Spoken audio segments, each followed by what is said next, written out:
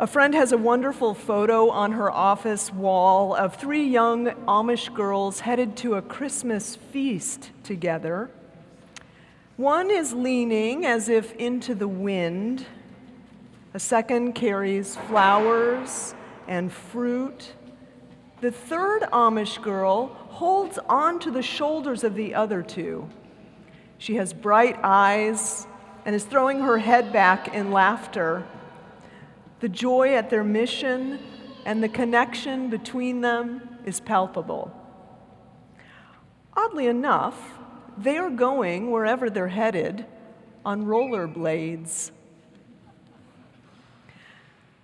Lately, as I've thought about the more technical side of Christmas, not the baby Jesus in the manger part of the Christmas, which I love and which we will get back to in a minute, but when I think about the theology of the incarnation, or to put it more precisely, the confusing part of Christianity, when I've thought about God becoming human, this picture of the three Amish girls has come to mind.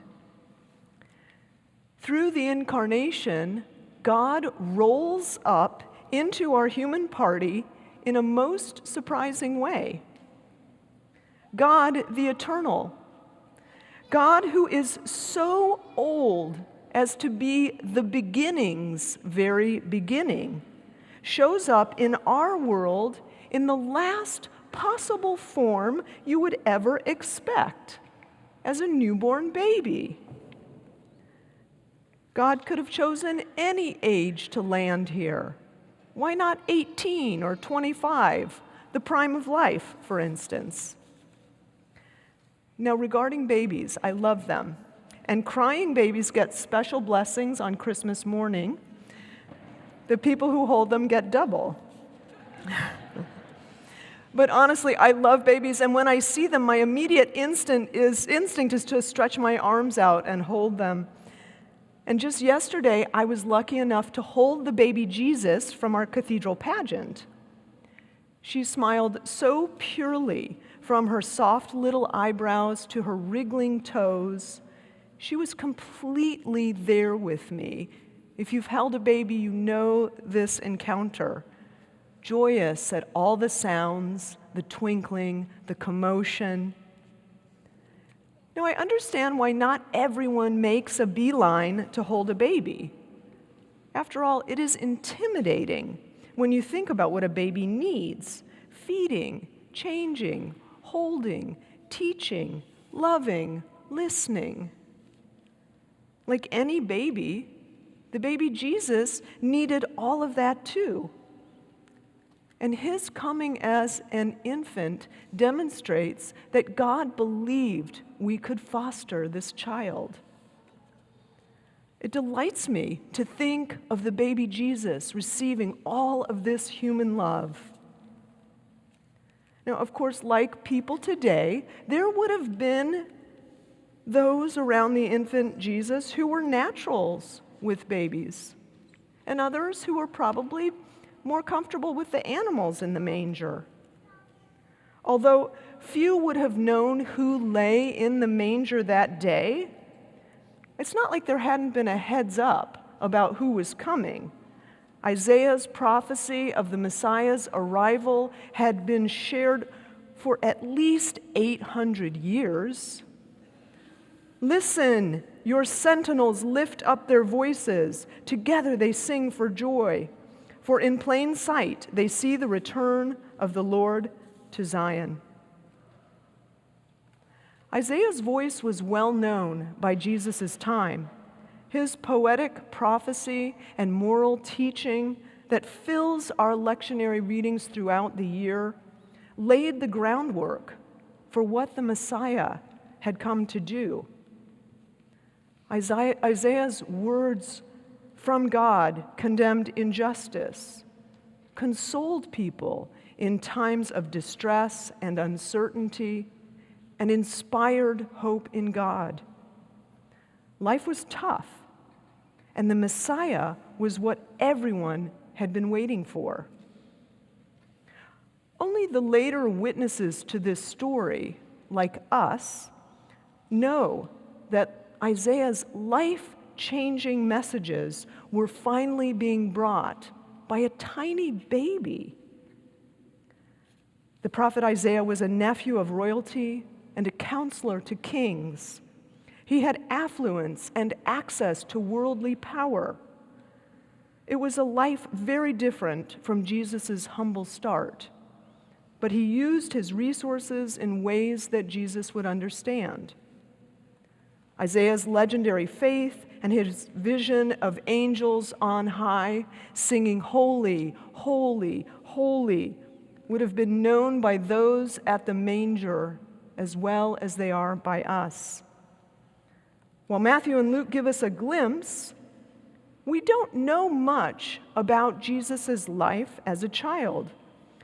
There are only a few references in the Bible. But raised as a Jew, we can imagine what his religious community would have shared with him as he grew up. Through them, he would have witnessed the things needed to lead a faithful life and to be a fully engaged member of the community. Children and adults alike around Jesus would have taken the creation stories in and would have felt the weight of the long trials God's people had been through, including their long wait for the Messiah. They would have known the terror and searching in the desert, how times had changed and not changed, how humanity's mistakes seemed to repeat, how they needed to find refuge and hope in an inhospitable environment, how they had to make changes to their own lives to live in safety, peace, and joy. Knowing empires rose and fell, Jesus would have heard how his people's faith helped them endure the tyranny of their own age. He might have imagined Miriam's tambourine playing after God saved the people from the Egyptians. His teachers would have explained that God showed Moses how to live and how the laws had been followed and debated ever since. Were some laws more important than others? In his childhood, Jesus would have heard about the ark and the tent, and finally the building and rebuilding of the temple. This might have shaped his later ideas about what should and should not happen in the temple. We know the biblical stories that Jesus and his contemporaries likely heard growing up, but there are other experiences we can only imagine. What led Jesus to be a devoted friend, a good storyteller, a great teacher? What did he struggle with? What fed his perseverance and his courage? While Jesus' humanity becomes easier to imagine in the context of his growing up, the Christmas message, God incarnate, challenges us to hold the awe of the baby Jesus together with our affinity for his human experience, while at the same time trying to grasp his divinity. Wonder, reality, and love, these are hard enough concepts to understand individually. And Jesus' presence with us wraps these three up together.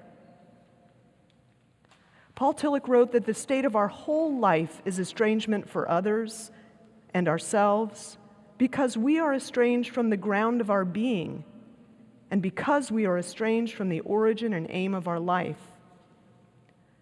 The struggles throughout human history, the modern longings and wounds that we feel, the anxieties and pettiness of the world around us, our perpetual seeking and distractions are symptomatic of this distance from God.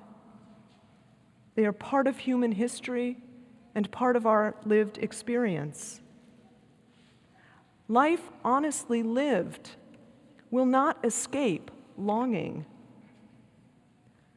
Using Tillich's term, seeing God as the ground of our being, and Jesus having shared the full human experience, Jesus models living out the answers to our longings, our estrangement from all that matters.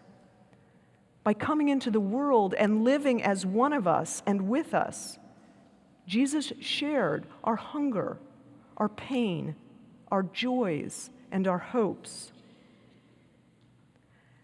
Return for a moment to the image of the 3 Amish girls on rollerblades.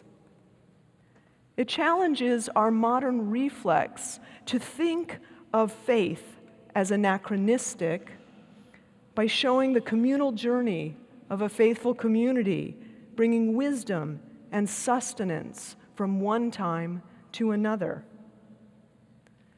Like God, one girl does the heavy lifting. Like God, one girl brings life to the party. And like God, one ties it all together in lasting beauty. John's gospel helps us understand this last feature, this divine beauty. John's prologue that we heard today sets the stage for the rest of the gospel, which answers how our longing is finally resolved, how through Christ we have received grace upon grace. In the beginning was the Word, and the Word was with God, and the Word was God.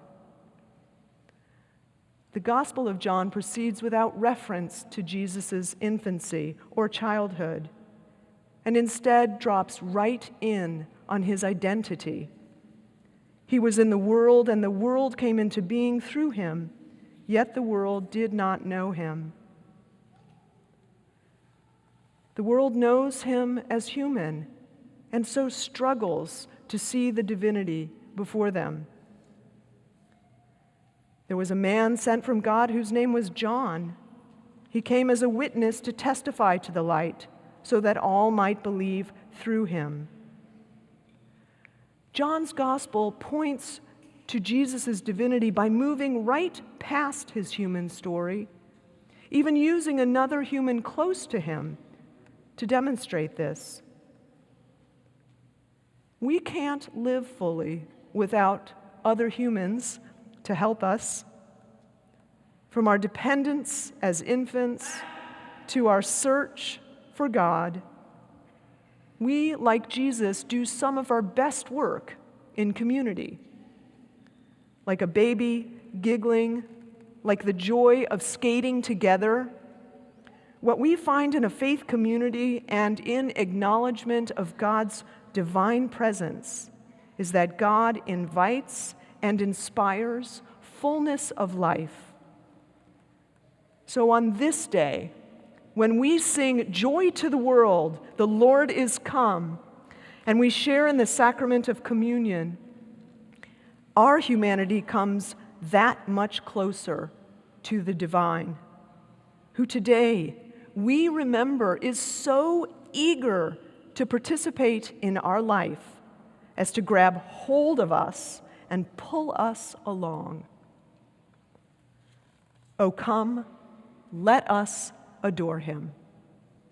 Merry Christmas.